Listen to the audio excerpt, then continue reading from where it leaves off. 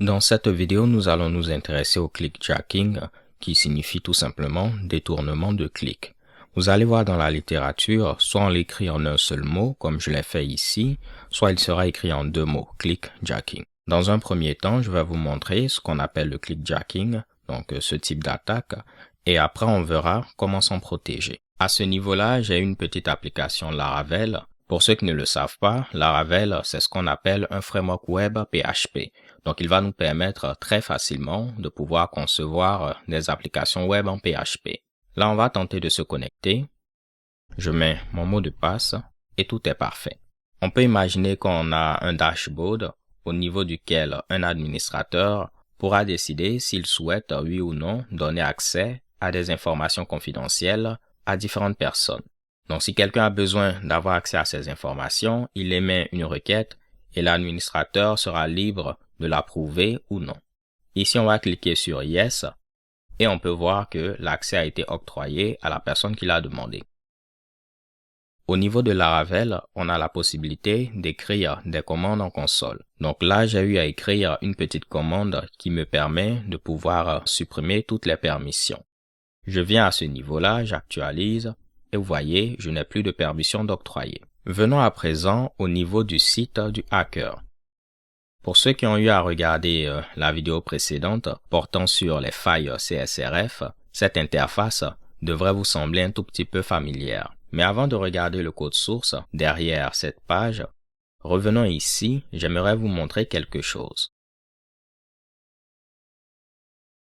Ce bouton se trouve au niveau d'un formulaire et vous voyez qu'on a bel et bien un token CSRF, ce qui revient à dire que nous ne sommes pas vulnérables aux failles CSRF. Pour ceux qui ne savent pas de quoi je parle, je vous inviterai à regarder la vidéo précédente portant sur les failles CSRF. Mais pour faire simple, cela revient à dire que le hacker sera dans l'incapacité de créer un formulaire qui va permettre de faire une requête de type POST vers cette URL, étant donné qu'il ne connaîtra pas ce token CSRF. Mais si on vient au niveau du site du hacker et on regarde le code source, on peut voir qu'on a un peu de CSS.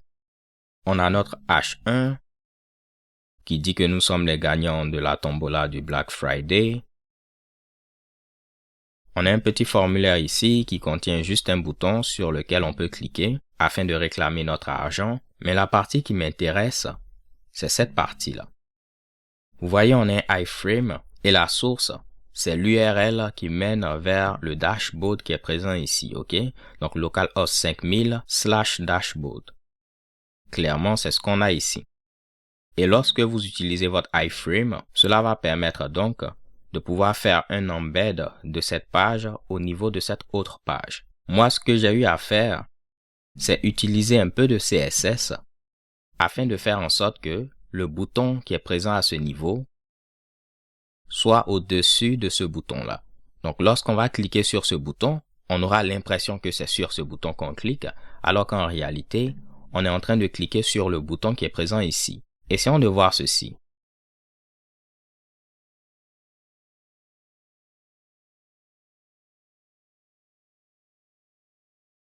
Je vais modifier ici l'opacité à 0.5.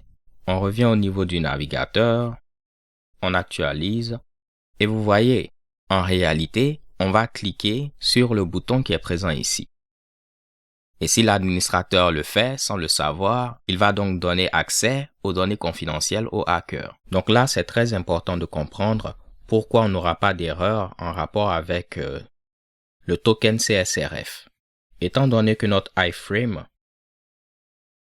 sera intégré à la page, c'est comme si on accédait à cette page de manière classique, simplement que cela est intégré à cette autre page. Le token CSRF sera donc généré pour nous. Ok, donc ce n'est pas un formulaire que le hacker a eu à créer directement sur cette page-là. Afin que vous puissiez mieux voir tout ceci,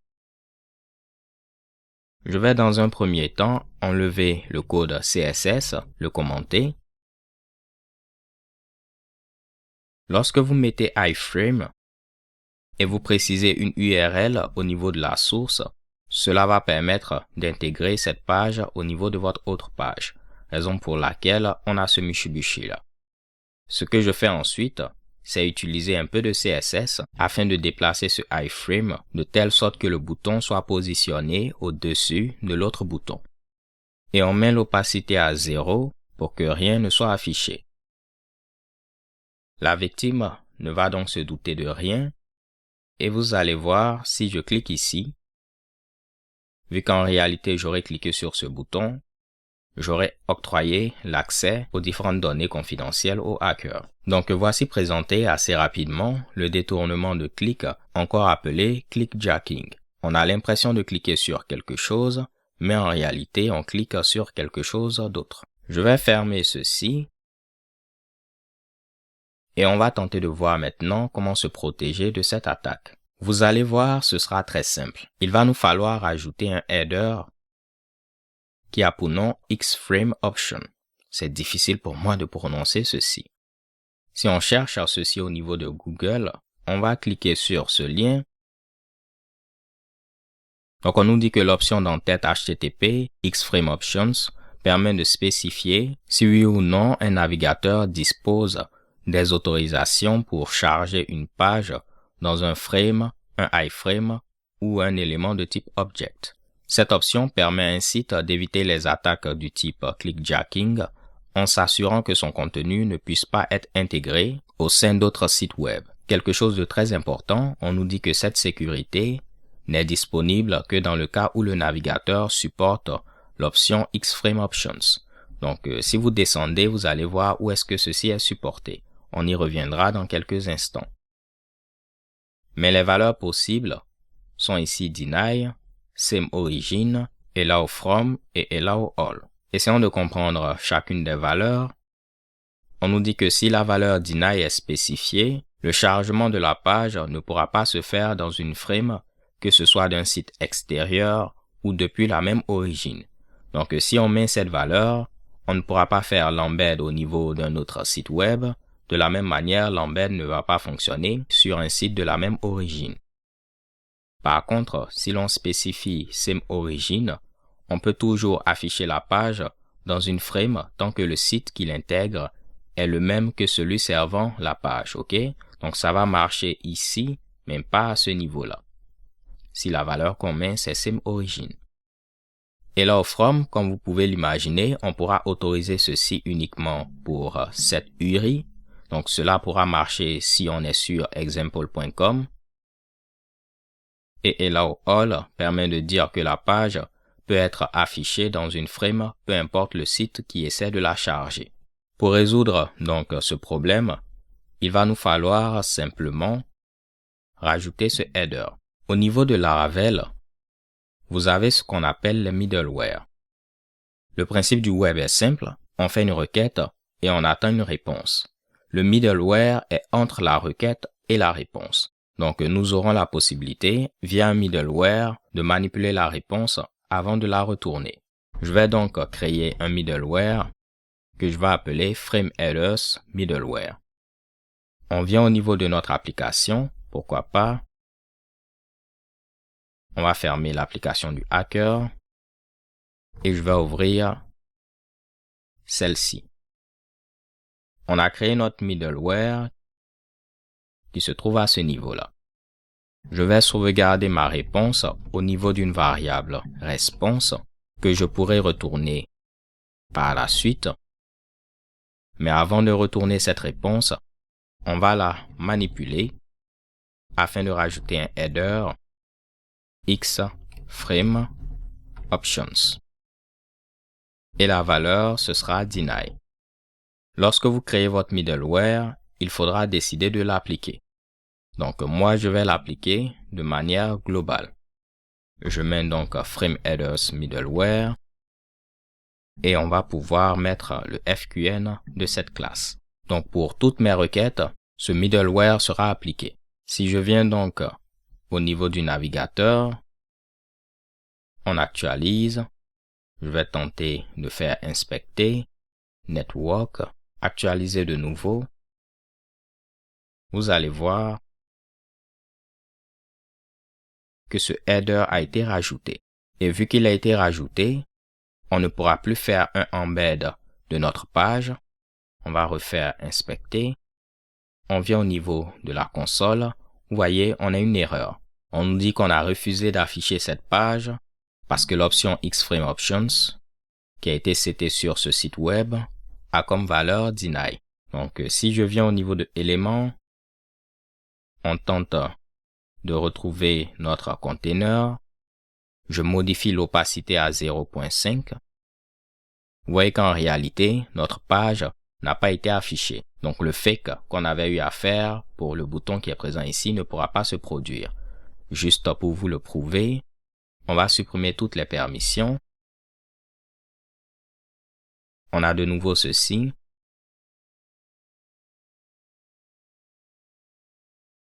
Mais on ne voit toujours pas notre bouton s'afficher. Comme on l'a vu tout à l'heure avec Deny, si je tente de faire un embed au niveau de ce site web, même si c'est notre propre site web, pas celui du hacker, ceci ne va pas fonctionner. On va tester ceci. Je viens au niveau de ressources, views, dashboard.blade.php. Et il s'agit de la page qui est affichée à ce niveau-là.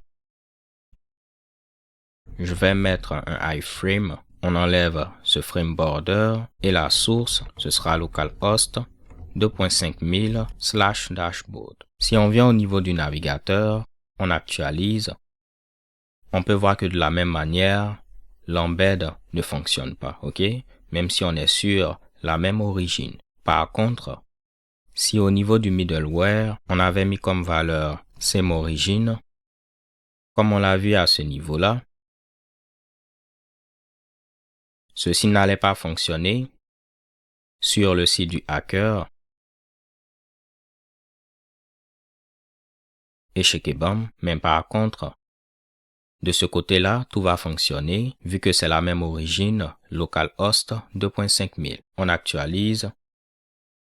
Échec et bam, tout fonctionne. On avait vu également allow all pour autoriser l'embed au niveau de n'importe quelle page. Donc, ceci va fonctionner autant à ce niveau-là qu'au niveau du site du hacker. Donc, on ne verra plus d'erreur au niveau de la console. Pour terminer, on avait vu également hello from avec un tiret et je vais autoriser uniquement localhost 2.3000. En théorie, si on est sur localhost 2.3000, on pourra embed notre page localhost 2.5000/dashboard. Dans le cas contraire, ceci ne va pas fonctionner.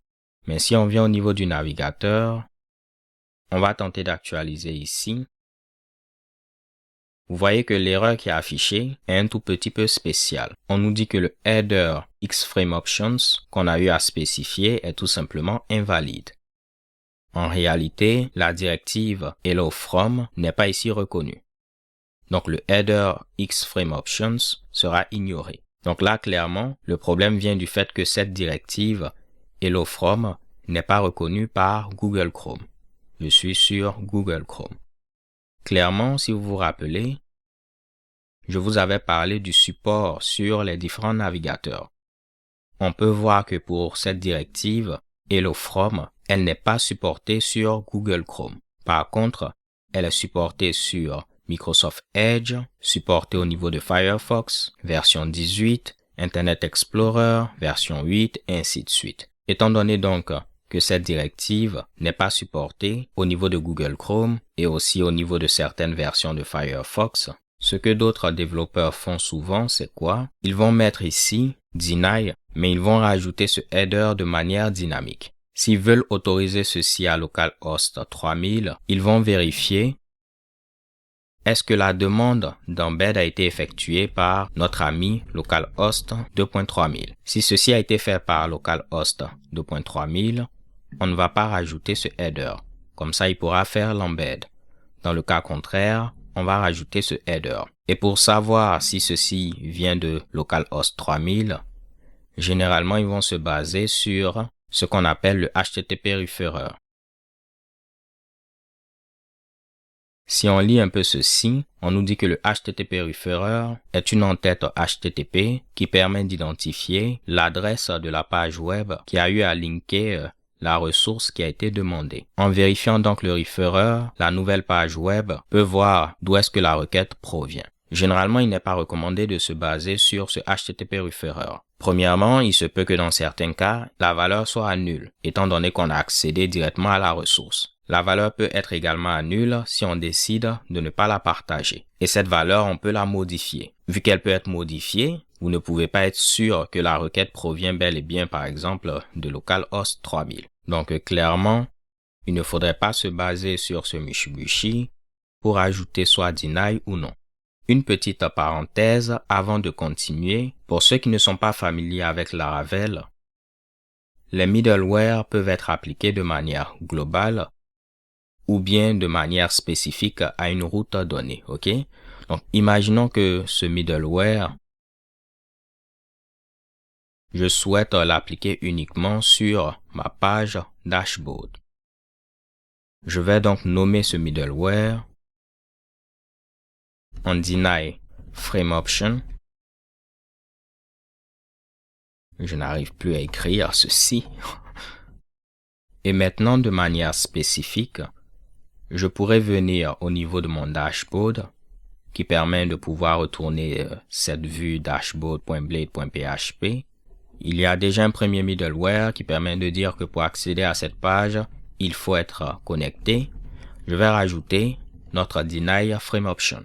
Donc, vu que ce middleware a été rajouté uniquement à notre route dashboard, pour les autres pages, on n'aura pas ce header xFrameOptions qui sera seté à deny. On va le tester. Là, je suis au niveau du dashboard. J'actualise. On vient au niveau de Network. Je vais cliquer sur Dashboard. On peut voir que ce header a été seté.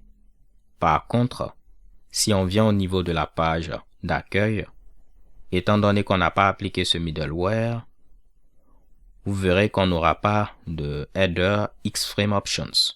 De la même manière, au niveau de Laravel, les routes pour les API sont au niveau de ce fichier api.php et les routes web sont au niveau de web.php. Vous avez la possibilité d'appliquer des middleware uniquement pour les routes web ou uniquement ici pour les routes d'API. Pour ce faire, il faudra les rajouter à chaque groupe, ok? Donc, si je veux des middleware pour le groupe web, je rajoute mon middleware ici. Dans le cas contraire, pour les API, je mets ceci à ce niveau-là. Et comment ceci est géré? Si on vient au niveau de route service provider, il y a cette méthode qui est appelée pour le mapping des routes d'API et cette méthode pour le mapping des routes web. Donc ici, on applique le middleware group qui a pour nom web. C'est celui que je viens de vous montrer.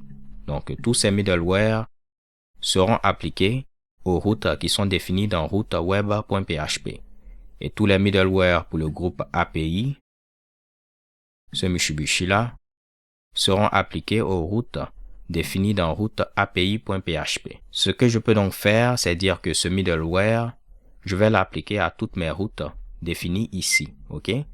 Ce sera très simple. Je vais ici enlever cette ligne. Avant que je ne l'oublie, étant donné que je n'ai plus ce middleware, deny frame option, je vais l'enlever à ce niveau-là. Et si on revient au niveau de kernel, on va dire qu'on veut rajouter notre middleware à toutes les routes web. Donc cela va marcher autant pour dashboard que pour la page d'accueil, ainsi de suite. Parfait. On actualise. On va voir que pour la page d'accueil, on aura ce middleware. Et de la même manière, au niveau du dashboard, on peut voir déjà qu'on a ce middleware, étant donné que l'embed ne fonctionne pas. Revenons à présent à nos moutons. Il existe un site qui a pour nom Can I Use? Et vous pouvez l'utiliser afin de dire est-ce que je peux utiliser le header xFrameOptions? Et il va vous dire quels sont les navigateurs qui supportent ce Mitsubishi. Est-ce que je peux utiliser la propriété CSS Flex? Il vous dira au niveau de quel navigateur ceci est supporté. Donc moi, ce que je vais faire, c'est quoi? Je vais demander est-ce qu'on peut utiliser xFrameOptions. Et de la même manière qu'on avait vu un peu ceci au niveau du MDN, Mozilla Developer Network, on peut voir que ce header HTTP XFrameOptions est supporté de façon complète au niveau d'Internet Explorer version 8 et 10 et également au niveau de la version 11. Par contre, au niveau de Google Chrome, il est supporté de manière partielle. Et vous voyez, on nous dit que le support partiel fait référence au fait que l'option Hello From n'est pas supportée. Et ça, on l'avait vu il y a quelques instants. Mais ce qui m'intéresse particulièrement, c'est cette phrase-là. On nous dit que le header XFrameOptions a été déprécié en faveur de la directive Frame Ancestor qui provient de la politique de sécurité de contenu niveau 2. Ça semble intéressant, n'est-ce pas? On va apprendre maintenant à utiliser ce Mushibushi-là. Je mettrai ce lien en description de la vidéo si vous souhaitez en apprendre davantage. Là, vous aurez plein d'informations. Mais moi, ce que je vais faire, c'est rechercher au niveau de Google Content Security Policy. Et on va prendre le lien qui mène au MDN. On peut voir qu'une CSP, Content Security Policy, ou politique de sécurité du contenu, permet d'améliorer la sécurité des sites web en permettant de détecter et mitiger certains types d'attaques, dont les cross-site scripting et les injections de contenu. Ces attaques peuvent être utilisées dans divers buts, comme le vol de données, le défacement de sites ou la diffusion de malware. Encore une fois, vous aurez ici plein d'informations. Moi, je vais vous faire gagner un peu de temps et je vais vous montrer comment appliquer une politique de sécurité de contenu au niveau d'une application Laravel. On va utiliser ce package Laravel CSP de Spatie. Parfait. On a la possibilité de copier ce Mushibushi afin d'installer ce package, mais pour m'assurer que vous allez bien comprendre tout ce que je vais montrer, je vais préférer créer une nouvelle application Laravel et une fois qu'on aura bien compris ceci, on pourra revenir à notre application pour se protéger du clickjacking. Je vais donc faire Laravel New CSP afin de créer une nouvelle application Laravel qui aura comme nom CSP. Mon application est créée. Je peux me rendre dans ce dossier, l'ouvrir au niveau de Sublime Text. Pourquoi pas temporairement si j'arrive les gars. On va fermer l'autre application.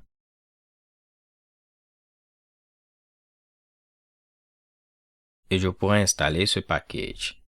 J'utilise Laravel Valley qui me permet, lorsque je crée une nouvelle application, de pouvoir y accéder en mettant le nom du dossier .test.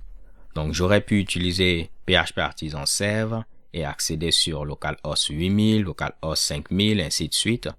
Mais là, je peux faire ici csp.test.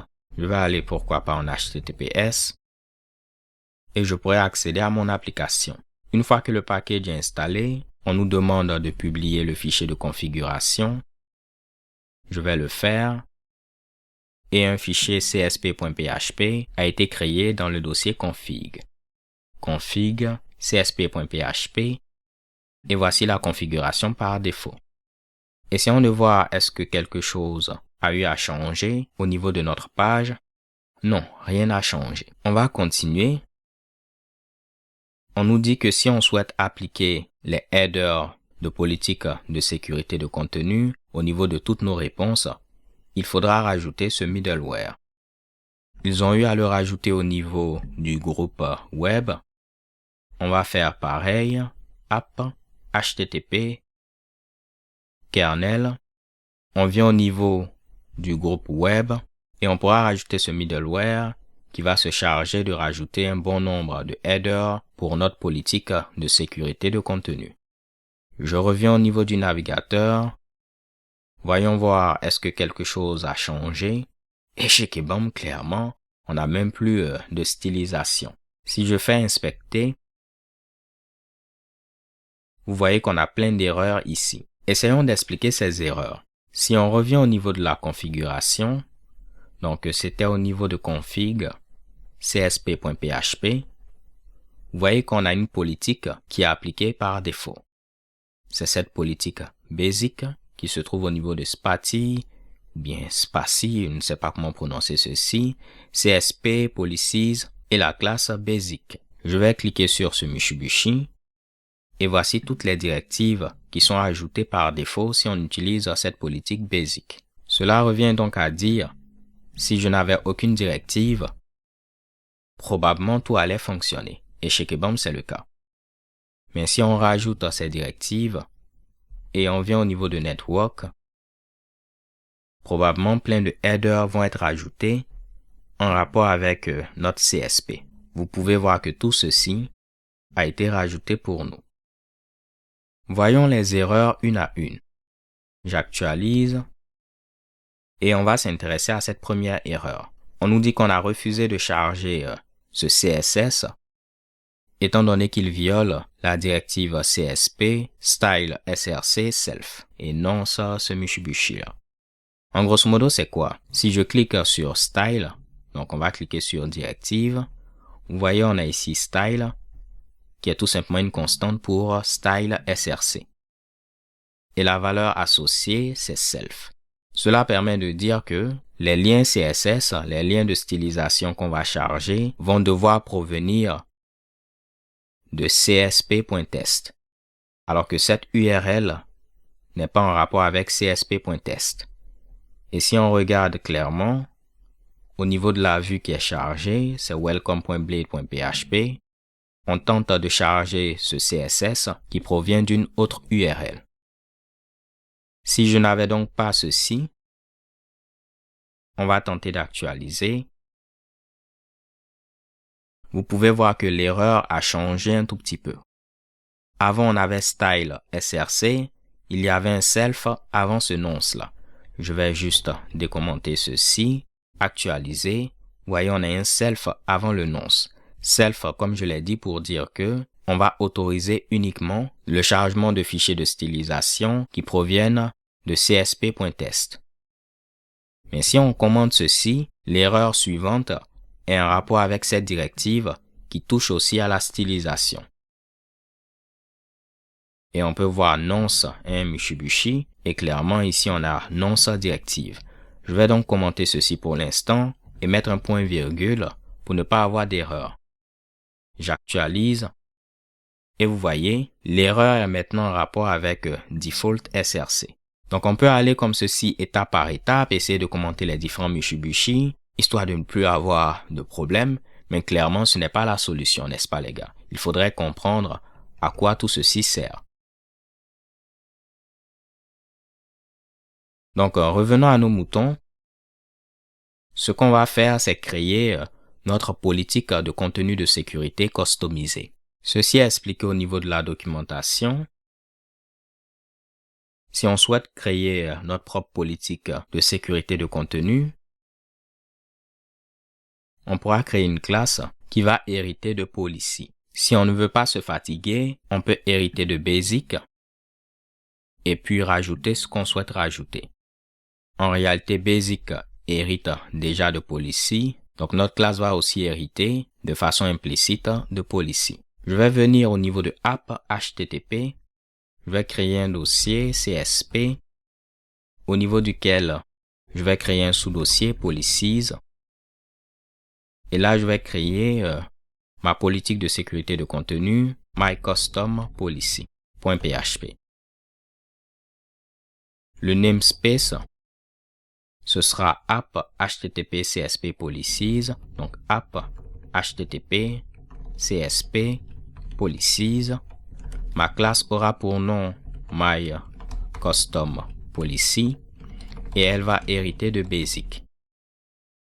Il faudrait avoir une méthode configure au niveau de laquelle on pourra mettre nos différentes directives. Vu qu'on a hérité de basic, il faudrait dans un premier temps exécuter tout ce Mitsubishi. Donc on pourra dire, on va appeler la méthode configure de la classe parente. Donc la méthode configure de basic sera appelée, tout ceci sera exécuté et on pourra rajouter ce qu'on veut rajouter. Ce que je vais faire, c'est copier cette directive en rapport avec style et on pourra autoriser le chargement du CSS provenant de cette URL. Je vais donc mettre ceci. Cela permet de dire il faudra autoriser le chargement de fichiers de stylisation provenant de ce domaine. On vient ici, on actualise. Vous voyez que rien ne change. On a créé notre policy, mais on ne l'a pas encore utilisé. Il faudra venir au niveau du fichier de configuration et dire que on ne veut plus utiliser cette policy. On va utiliser notre custom policy qui se trouve à ce niveau-là. Essayons de voir est-ce que quelque chose change. On nous dit que basic n'est pas défini. Clairement, c'est que notre code est appelé, mais j'ai oublié d'importer basic. Je viens ici, j'actualise. On nous dit que directive n'est pas connue. On va importer également directive. On actualise et chez Kevom, on peut voir que l'erreur est différente. Si je clique ici, vous voyez, on tente de charger différents fichiers au niveau de cette URL, fonts.gstatic.com. Donc, on nous dit que l'option font SRC doit autoriser, disons, ce Mitsubishi-là. Parfait. Est-ce qu'on a une option ici, font? Non. Si je viens au niveau de l'ensemble des directives, on a ici font, qui est font SRC, qui se trouve au niveau de directive. Donc, je pourrais dire que je vais rajouter une autre directive. Pourquoi pas, on pourra les chaîner comme ceci. Ce sera cette directive font qui va correspondre à font SRC et ce sera fonts.gstatic.com. Comme ça, si on autorise ce Mitsubishi, tout ceci pourra être chargé. J'actualise et on peut voir que maintenant on se retrouve avec une seule erreur. On nous dit qu'on ne veut pas appliquer la stylisation inline. OK, parce que ceci viole la directive CSP, style SRC, self, senonce, fonts.googleapis.com. Donc, on a vu self tout à l'heure, on autorise à charger les fichiers de stylisation qui proviennent de cette URL, ou bien qui vont provenir de cette URL, ou bien qui auront ici ce nonce-là. Par défaut, on n'autorise pas la stylisation inline.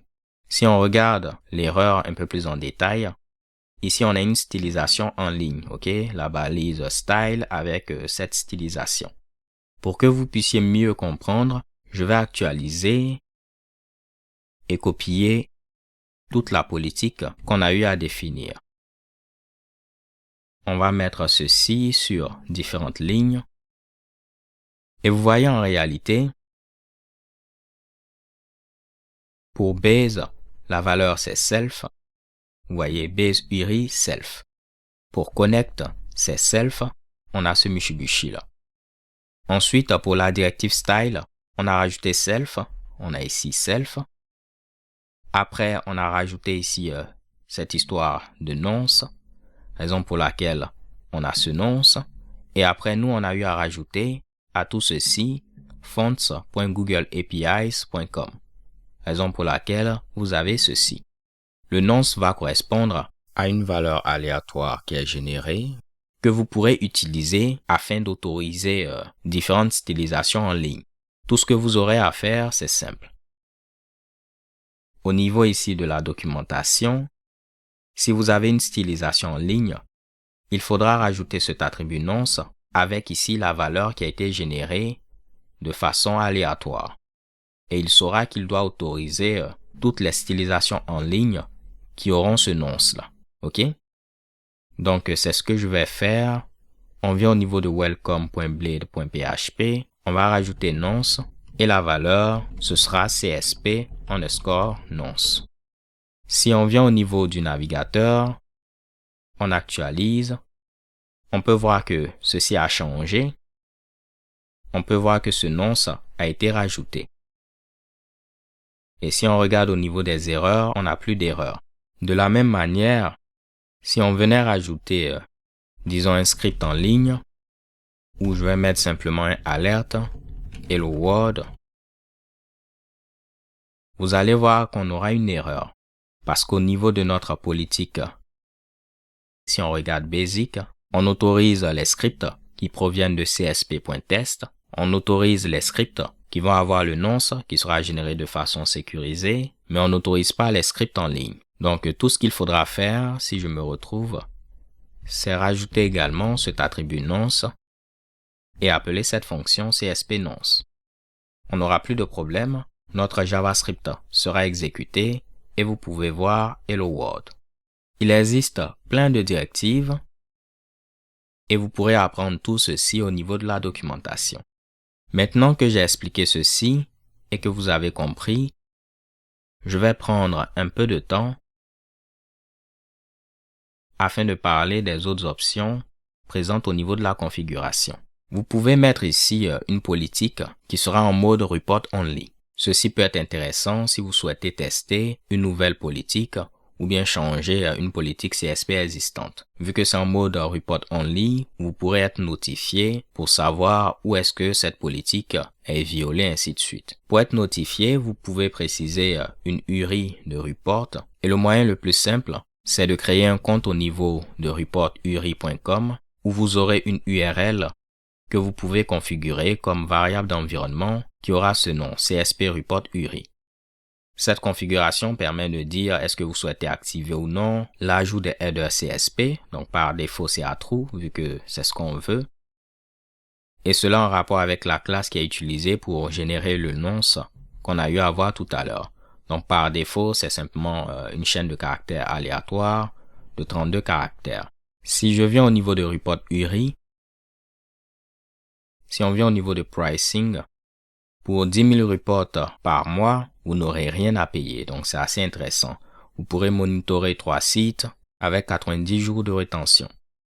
Donc comme on peut le voir ici, ceci va vous permettre d'avoir en temps réel un monitoring complet de la sécurité de votre application, traquer les erreurs et plein de Mitsubishi. Vous avez ce site securityheaders.com où vous pourrez mettre une adresse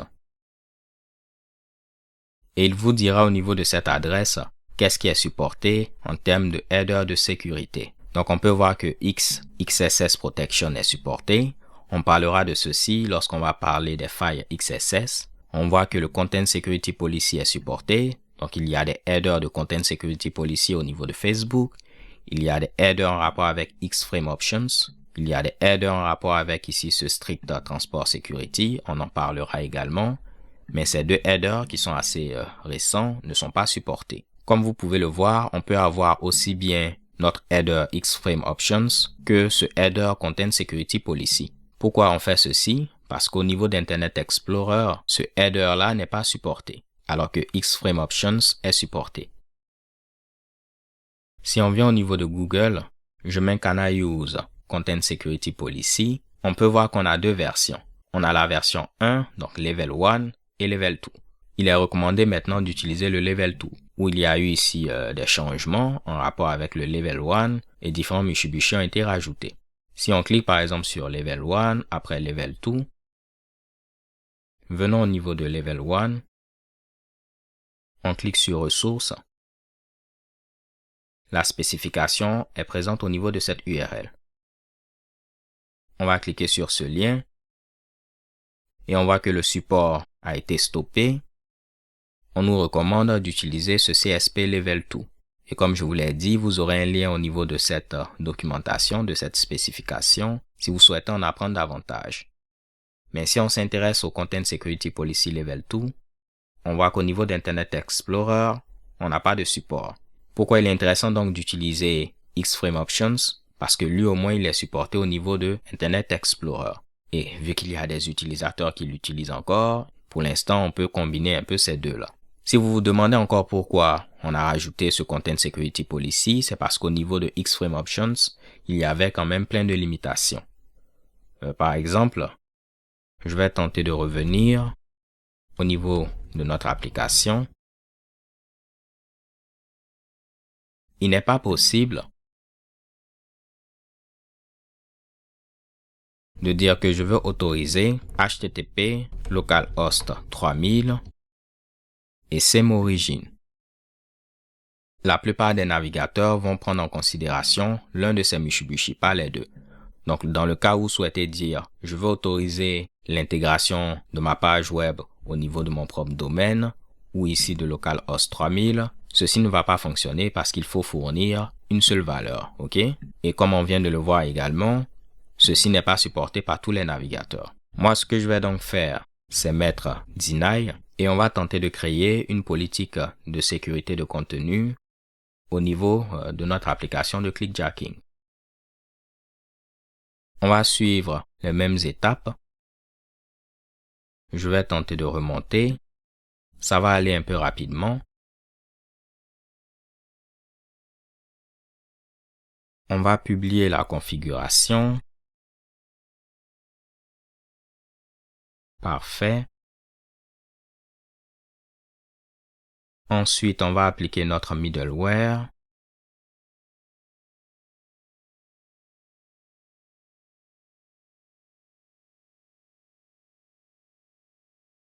Si on revient au niveau de notre page et on actualise, vous voyez que plus rien ne s'affiche et on a plein d'erreurs. Ce que je vais faire, c'est fermer un peu toutes les pages parce que ça fait un peu trop de pages. On a la même erreur parce que ce CSS est chargé et il ne provient pas de localhost 5000. Créons donc notre propre politique. Je mets ici policies. On aurait pu la créer n'importe où, mais j'aime mettre ceci à ce niveau et je vais l'appeler My Custom Policy. Il faudra mettre le namespace qui est app http csp policies. Ma classe aura pour nom My Custom Policy. Elle va hériter de basic. Il faudra mettre la méthode configure. On appelle la méthode configure de la classe basic et on pourra rajouter nos différentes directives. Donc là, ce sera directive de style et je vais rajouter fonts.googleapis.com. C'est bel et bien ceci. On ne va pas oublier d'importer basic, directive. Normalement, je pense que ceci va régler un peu le premier problème. J'actualise. Rien ne change parce qu'on a créé cette policy, mais on n'a pas modifié la configuration, très important, pour dire qu'on souhaite l'utiliser.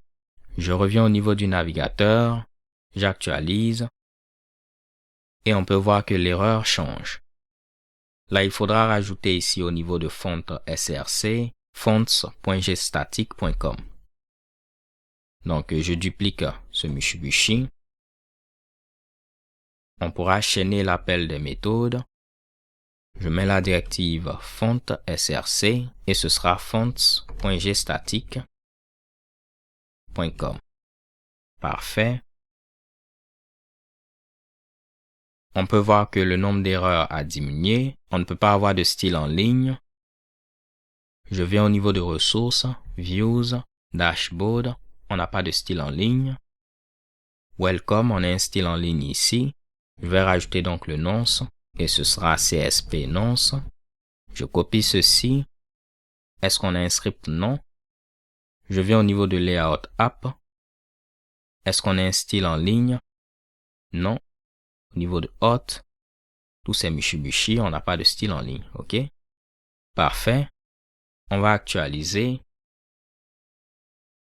Et on peut voir qu'on a toujours des erreurs. Donc cette erreur, c'est à cause de notre XFrameOptions à deny.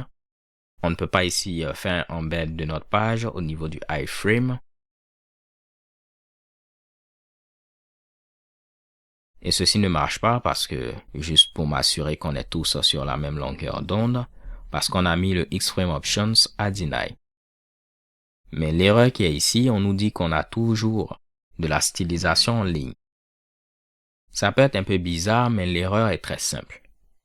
Si on vient au niveau de app.blade.php, vous allez voir que ici on a une stylisation en ligne, style display none. Vous ne pouvez pas mettre de nonce à ce niveau-là, ceci ne va pas régler le problème. Ce qu'on va faire, c'est enlever cette stylisation en ligne. Normalement, dans le futur, vous aurez la possibilité de faire un target et également des attributs, ok? Donc, de la stylisation via des attributs. Mais ce qu'on peut faire pour faire simple, ce formulaire a un identifiant qui est logout form. Je vais donc rajouter une stylisation en ligne ici. Pour qu'elle soit supportée par notre politique, il faudra rajouter le nonce avec CSP nonce. Et je vais dire pour ce formulaire, le display sera à none. Je viens ici, j'actualise. Et vous voyez qu'on n'a plus d'erreur en rapport avec la stylisation. Mais malheureusement, rien ne s'affiche. Je vais copier ceci. Ouvrir Firefox.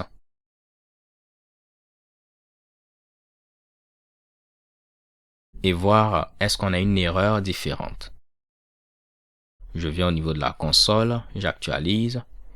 Et vous voyez au niveau de Firefox, on a une erreur en rapport avec script src. Au niveau de app.blade.php, on a aussi un script en ligne. Vous allez voir, on a ce onClick ainsi de suite. Donc, ce que je peux faire, c'est donner aussi un identifiant à ce lien.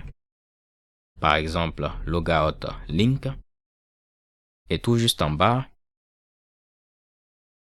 je peux rajouter un script en ligne avec un nonce afin qu'il ne viole pas notre politique. Je pourrais ici récupérer mon lien via le DOM en mettant document.querySelector. Et je pourrais dire, au niveau de cet élément, je veux rajouter un event listener pour l'événement click. Et lorsque cet événement se produit, je veux faire un event.preventDefault. Cela revient à dire que je dois recevoir mon événement comme ceci. Et après, je pourrais faire un target de mon logout form et faire un submit.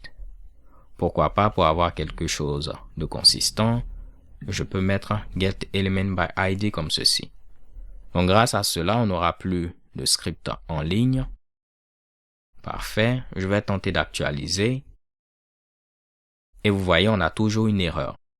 Venons au niveau de Firefox, actualisons, je viens au niveau de la console, et vous voyez, en lieu et place d'avoir 3 erreurs, on a maintenant une seule erreur. On nous dit que notre politique a eu à bloquer ceci parce qu'on utilise eval.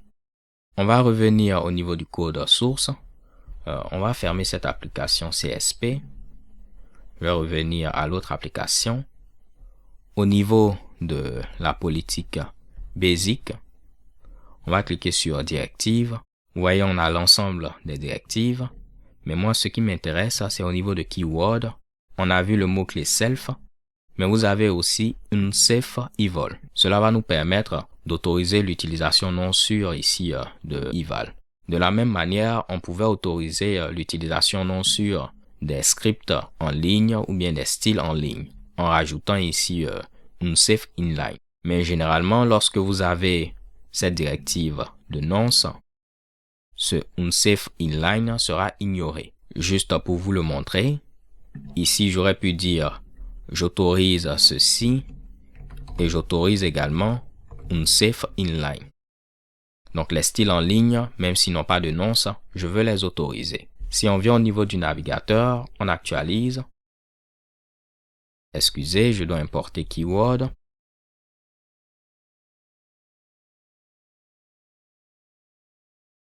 J'actualise. On peut voir qu'on nous dit qu'on va ignorer unsafe inline si au niveau de script src ou bien style src, on a une directive nonce qui a été rajoutée.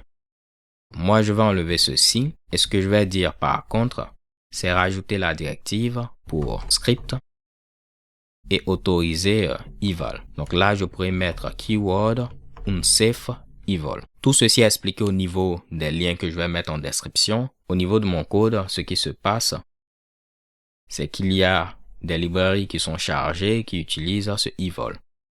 Raison pour laquelle je dois l'autoriser. Ce sera à vous de regarder clairement est-ce que la librairie qui utilise ce eval, c'est une librairie à laquelle vous faites confiance avant d'autoriser ceci. Parce qu'il peut y avoir des brèches de sécurité avec ce fameux eval. J'actualise et on peut voir maintenant que tout fonctionne. Simplement que ce iframe, on ne peut pas l'embed. Pareillement, au niveau ici de Firefox, on n'a plus de problème, simplement qu'on ne peut plus embed notre iframe. Si on revient au niveau de Can I use Xframe Options, on avait dit que ceci a été déprécié en faveur de Frame Ancestor. Si on vient au niveau de la documentation pour Frame Ancestor, on nous dit que cette directive permet ici au navigateur de pouvoir autoriser l'embed de la ressource en utilisant un frame, un iframe, object, embed ou l'élément applet. Donc c'est quasiment la même chose qu'on a vu avec Xframe Options ou la fonctionnalité équivalente pour les ressources non HTML. On a plusieurs valeurs qu'on peut passer, ceci est normalement expliqué un peu. On nous dit que cette directive est similaire au header Xframe Options que plusieurs navigateurs ont eu à implémenter. Si on met comme valeur none, cela est quasi équivalent à la valeur deny pour Xframe Options. Si on met self, ceci est un peu équivalent à same origin. Et après, si on veut autoriser ceci pour des URI spécifiques, on pourra les passer comme ce Mitsubishi là. Donc si je viens au niveau de ma directive, voici Frame Ancestor, je pourrais rajouter ceci. Je vais mettre comme valeur none. C'est comme ici deny, ok? Parfait. On vient au niveau du navigateur. On actualise. Et qu'est-ce que vous pouvez voir? On nous dit qu'on a refusé d'afficher notre iframe parce que ceci viole la politique CSP, frame ancestor none. En réalité, au niveau de la spécification, il est dit que si on précise le frame ancestor via notre CSP, ceci doit prendre le dessus sur Xframe Options. C'est pourquoi ceci prend le dessus sur Xframe Options. Mais où ça devient intéressant, je pourrais dire j'autorise ceci sur mon propre site, qui est un peu l'équivalent de SameOrigin, et je vais autoriser ceci pour localhost 2.3000. Vous pouvez dire par exemple tous les domaines qui vont se trouver au niveau de par exemple toto.com. Donc blabla.toto.com va marcher, spc.toto.com va marcher, ou bien vous pouvez limiter ceci à https toto.com. Il va falloir que le port soit 443, donc https pour que ceci fonctionne. Donc là, vous allez voir, normalement sur notre site, ça va fonctionner. On pourra faire l'embed. Ici, il ne peut pas afficher, disons, notre hamburger en rapport avec la directive IMG-SRC. Donc, si on regarde les directives, on a IMG. Je vais dupliquer ceci, mettre IMG. Ceci aurait fonctionné parce qu'on autorise data 2 points, ok? Alors que l'erreur qu'on avait était en rapport avec ici data 2 points image, ainsi de suite. Donc, l'embed va fonctionner sur notre propre site, mais également sur localhost 3000. Vu qu'ici, ce n'est pas localhost 3000, vous voyez, on a une erreur. On nous dit que ceci ne va pas fonctionner parce que ça viole notre politique. Mais si j'avais autorisé localhost 4x5, qui est le site du hacker, là, ça allait fonctionner, ok? Pour que on puisse réellement pouvoir cliquer sur ce Mitsubishi, ce qu'il faudra faire, si je me retrouve, c'est enlever cela. Comme ça, notre CSS pourra ici déplacer le bouton vers ce niveau. Et vous voyez, vu qu'on a autorisé cette URL, il pourra cliquer dessus. On va actualiser pour l'instant. Lorsque je vais cliquer, ceci va fonctionner. Clairement, vous n'allez pas autoriser le hacker à pouvoir faire un embed. Ce sera à vous de voir où est-ce que vous souhaitez autoriser ou pas l'embed. Donc, en grosso modo, c'est un peu tout ce que je voulais vous montrer aujourd'hui. En ce qui concerne le clickjacking, donc afin de supporter le maximum de navigateurs possible, vous allez combiner Xframe Options à une politique CSP via la directive Frame Ancestor. Si on a notre header CSP avec la directive Frame Ancestor, ceci va prendre le dessus sur le header Xframe Options. Avec Laravel, on a vu que c'est assez simple de rajouter des headers CSP en utilisant ce package. Il existe également un autre package, BEP SVPT Secure Headers, qui vous permet d'avoir une bonne configuration par défaut de header pour avoir quelque chose d'un tant soit peu sécurisé, ok, au niveau de votre site web. Donc non seulement vous aurez des headers CSP, mais vous aurez ici des headers en rapport avec la protection contre les failles XSS, le content sniffing et plein d'autres Mitsubishi. On va reparler de ce package, donc ne vous inquiétez pas. Pour les différents headers qu'on a eu à voir, sachez que vous avez la possibilité au niveau du serveur web que vous utilisez de les configurer également. Donc au niveau d'Apache, on peut ici les configurer comme ceci. Au niveau de Nginx, on peut également rajouter ce Mitsubishi. Voici la configuration IIS. Tout ceci est bien documenté. Dernière chose, si vous êtes en local et que vous souhaitez analyser votre site au niveau de securityheaders.com, vous pourrez utiliser un service comme ngrok. Vous venez au niveau de download et en fonction de votre système d'exploitation, vous pourrez télécharger le binary.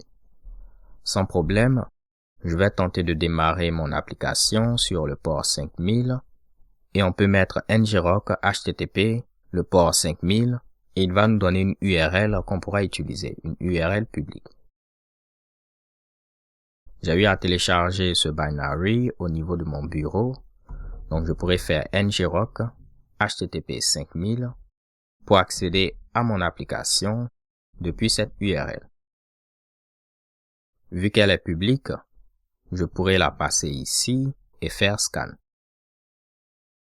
Et là on peut voir, il nous dit qu'on a rajouté ce header, de même que Xframe Options. Malheureusement, pour l'instant, on n'a pas rajouté ces Mitsubishi, mais comme je l'ai dit, ce sera l'objet de prochains tutoriels. Alors ce sera tout pour cette vidéo, j'espère que vous l'avez apprécié. Personnellement, j'ai eu beaucoup de fun à la faire, je ne me suis pas ennuyé, j'espère que ça a été pareil de votre côté. Si vous l'avez apprécié, n'hésitez pas à liker la vidéo, croyez-moi, ceci va m'encourager pour les vidéos à venir. D'ici là, portez-vous bien, stay tuned and take care. Peace.